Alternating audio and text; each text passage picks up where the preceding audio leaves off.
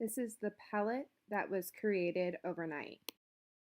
So now our cells are resuspended in the Erlenmeyer flask, and we're going to add 1.5 mils of 10 mg per mil lysozyme. And you'll recall from the lecture that the purpose of the lysozyme is to chew away the peptidoglycan layer around the E. coli cells. It needs time for it to work. So you're going to put it on ice and you're just going to spin it on ice. You don't have to keep it constantly in motion, so you don't have to be like this, but just occasionally come up to it and spin it when it's on ice. You know, talk to your partner, check the protocol, spin it again. And you're gonna do this for 8 minutes to allow the peptidoglycan layer to start being eaten away by the lysozyme and exposing the membrane of the cell.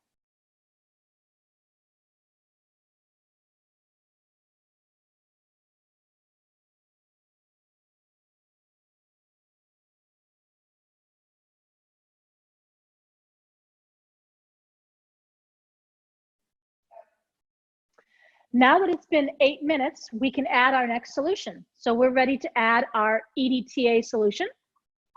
So our EDTA solution, 1.25 mils of it, is to chelate those divalent cations because we want to have EDTA in here before we add our Triton solution that's going to pop open our cells.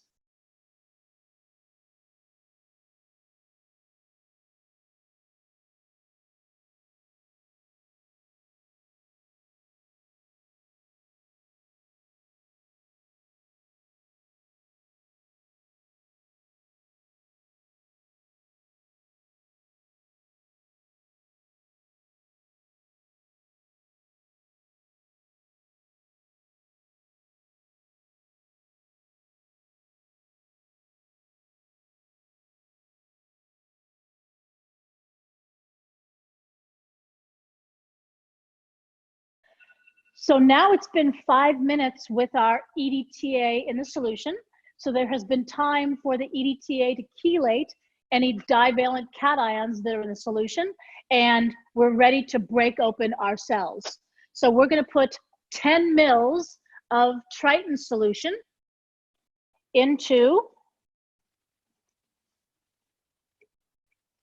each of our Erlenmeyer flasks. And we're going to swirl again on ice. And we're going to swirl for 15 minutes.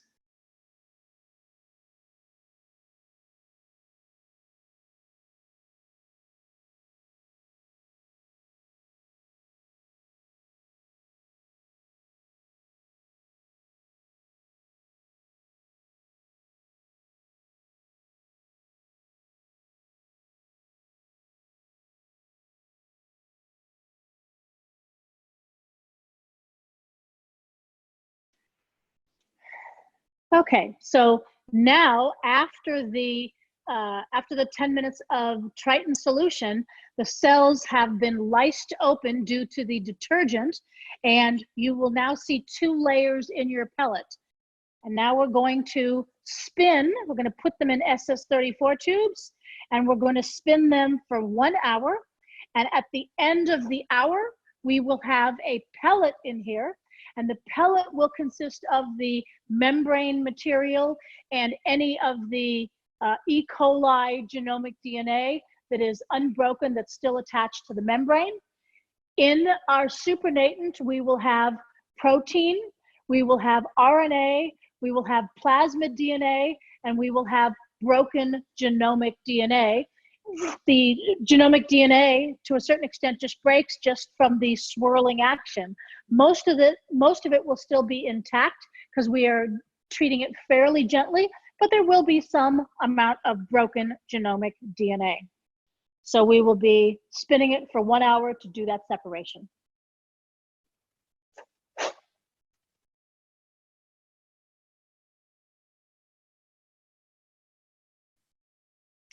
So now our centrifugation has gone for 1 hour. We have separated the membrane from the supernatant, and remember that the supernatant contains broken genomic DNA, protein, RNA, and our plasmid DNA.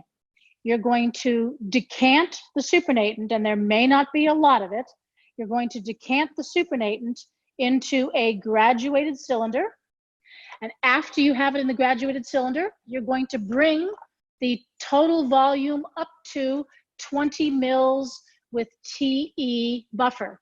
You need all of your samples to be treated the same.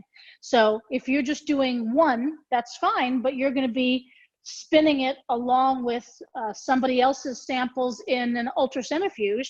So you need all of your tubes to weigh as close to the same as possible. And tubes which are going to be opposite each other in the ultracentrifuge need to be within 0.02 grams of one another. So to do this, we simply specify that however much you have in here, you're going to bring it up to 20 mils total with TE buffer. And after you bring it up to 20 mils total with TE buffer, then you're going to add 20.0 grams of cesium chloride to it, which means you need to weigh it out very carefully. Now, we're not generally big sticklers in this class for weighing things out, you know, to high levels of precision. When we did the spinach, you know, approximately 50 grams is fine. Approximately 150 mils of buffer in the aldolase is fine. But when you are spinning something in an ultracentrifuge, you need to be very precise for that reason. So you want to weigh out as close to 20.00 grams of cesium chloride as you can. And you have them, we actually have them in identical graduated cylinders. We have a matched set of graduated cylinders. So when one person is reading the bottom of the meniscus, you know, everybody's presumably reading it the same way. So you're going to get down here with your eyes and look.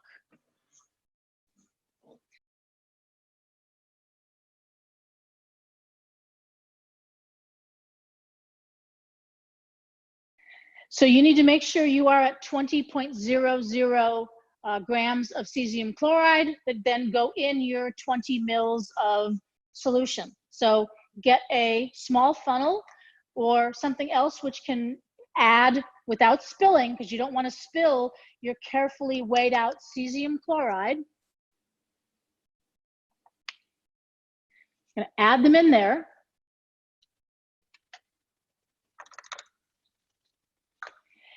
And then you want to cover the tops with parafilm.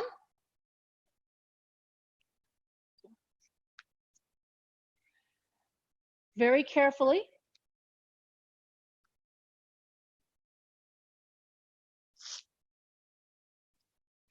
So that you dissolve the cesium chloride, holding the top very carefully with the parafilm.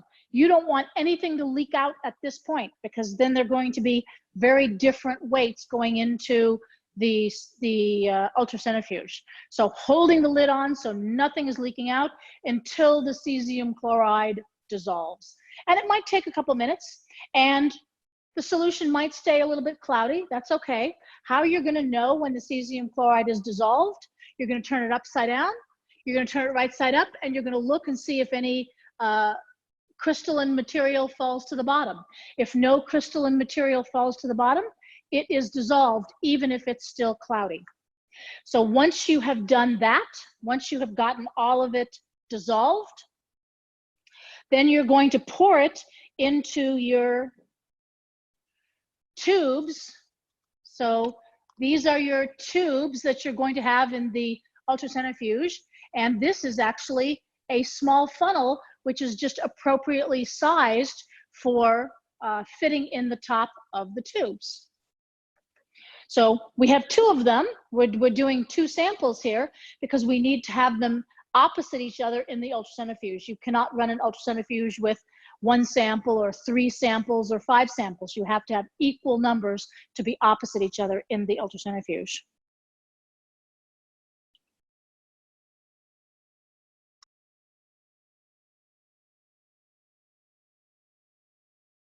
So now our cesium chloride is all dissolved into our solution, and we're going to pour it into our ultracentrifuge tubes. And we're going to allow the funnel to allow the solution to go into the tube. That will take a minute or so to happen.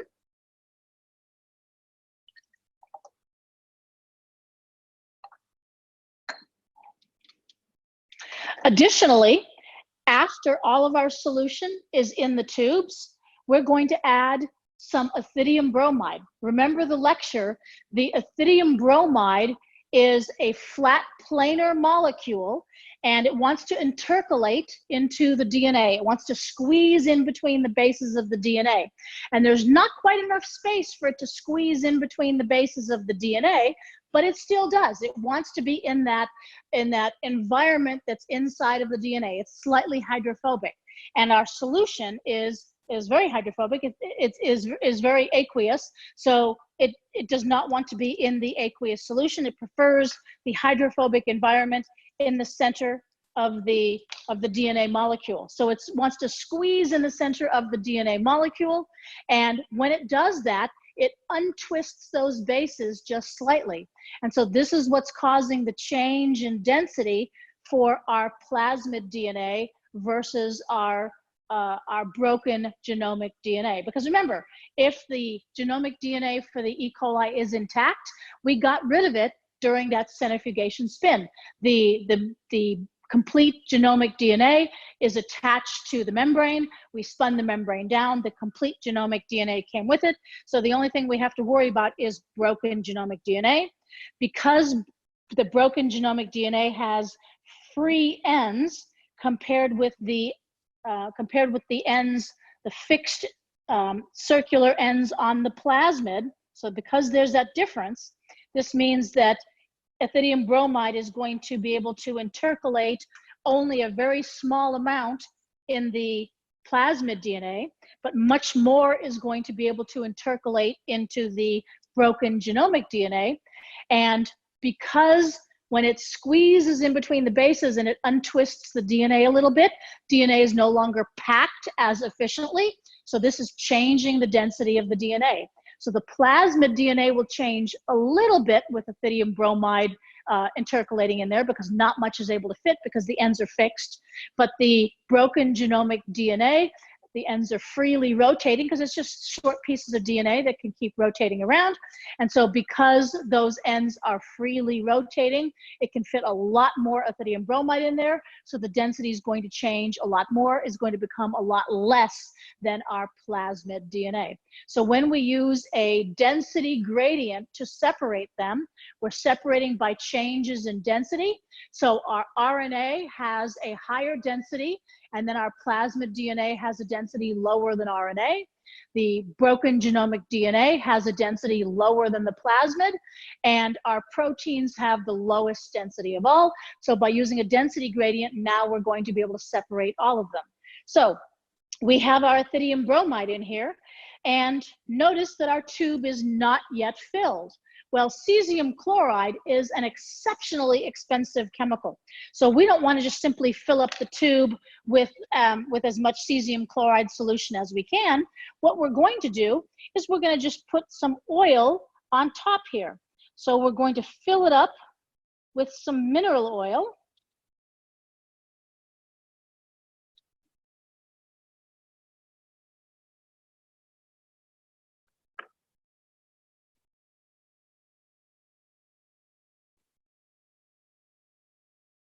So that the tube is filled.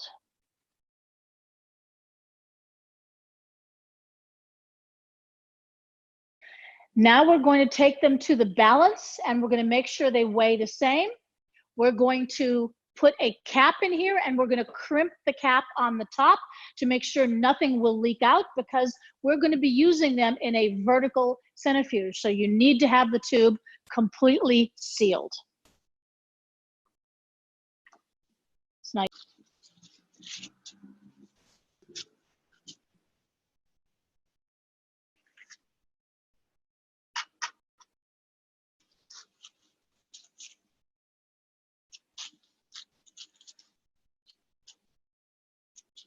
So 51.55. 51.63. Take a little more oil out.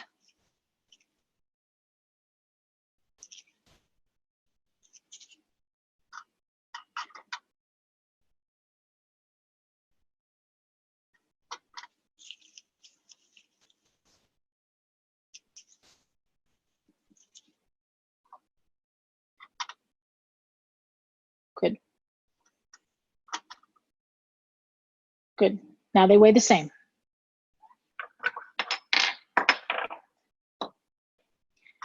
You're going to put them into a holder, and you're going to put 2 caps on them. The first is a plastic cap.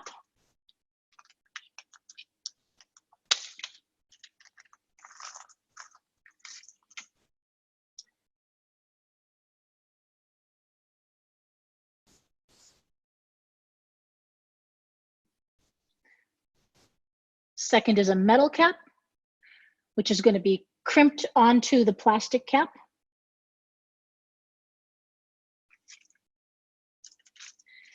I am wearing gloves when I do this because I'm working with something which contains ethidium bromide, and ethidium bromide is a mutagen, so you must wear gloves anytime you're working with ethidium bromide.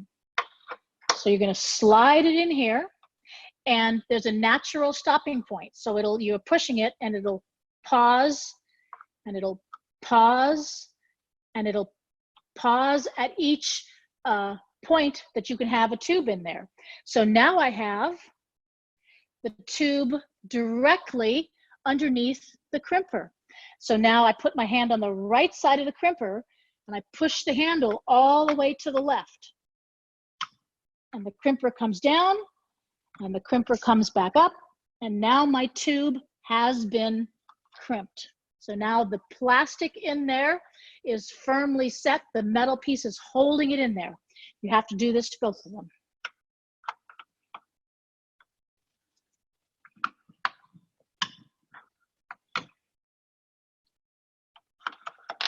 And now we're ready to put them into the ultracentrifuge rotor. Okay, so we're almost ready to put them into the ultracentrifuge rotor. Got to mix them up first, get that ethidium bromide all mixed in. So it's all the same density right now, and that density gradient is going to set up while it is spinning.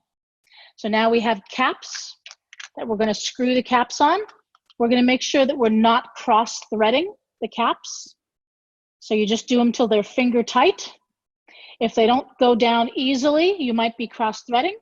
So you'd want to back up and start again. Then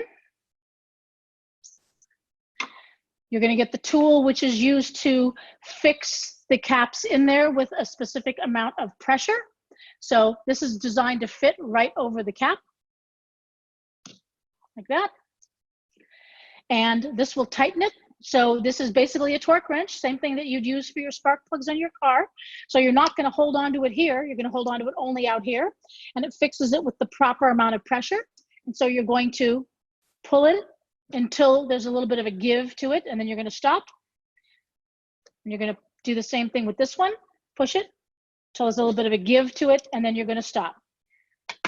And now we're ready to take it to the ultracentrifuge, and you've already seen how the ultracentrifuge works. So we're going to spin it at 40,000 RPM for a minimum of 21 hours, and then we will be ready to extract our DNA band.